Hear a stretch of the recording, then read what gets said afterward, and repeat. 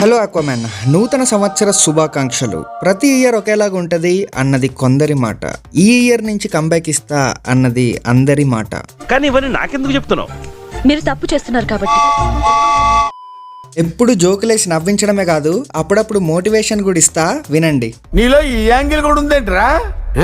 ఒక మనిషి లైఫ్ మారిపోవడానికి వాడికి 6 months నుంచి 1 year టైం చాలు. కాకపోతే వాడు తప్పకుండా ఈ 3 attributes ని ఫాలో అవ్వాలి. ఒకటి మంచి ప్లానింగ్, తర్వాత డిసిప్లిన్, తర్వాత కన్సిస్టెన్సీ. ఈ మూడింటిని కరెక్ట్ గా మిక్సీ పట్టి వాడు టైం ని డెడికేట్ చేస్తే బచ్చాగాడు కూడా బాద్షా అయిపోవచ్చు. కానీ మనం అలా చెయ్యం. న్యూ ఇయర్ కి ప్రతి ఒక్కడు రెజల్యూషన్స్ పెట్టుకొని ఫస్ట్ డే ఒక్క రోజు ఫాలో అవుతాడు, ఇంకా తర్వాత రోజు నుంచి టుమారో అంటాడు. ఆ టుమారో మళ్ళీ నెక్స్ట్ ఇయర్ ఫస్ట్ డే అప్పుడు వస్తుంది. నేనేమంటానంటే రెజల్యూషన్స్ పెట్టుకోండి, కానీ వాటిని ఇయర్ అంతా ఫాలో అవ్వండి.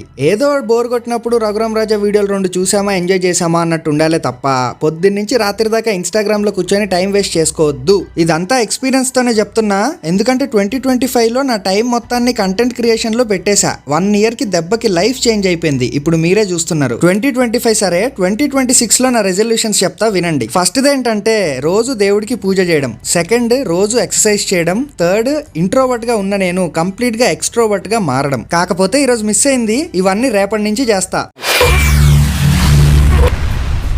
ఏమిటండి మీరు మాట్లాడేది?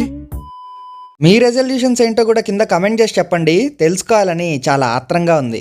మేము ఎక్కడికో తీసుకెళ్ళాలనుకుంటాం, మీరు ఇక్కడే ఉంటారు, అక్కడికి రారు. Guest house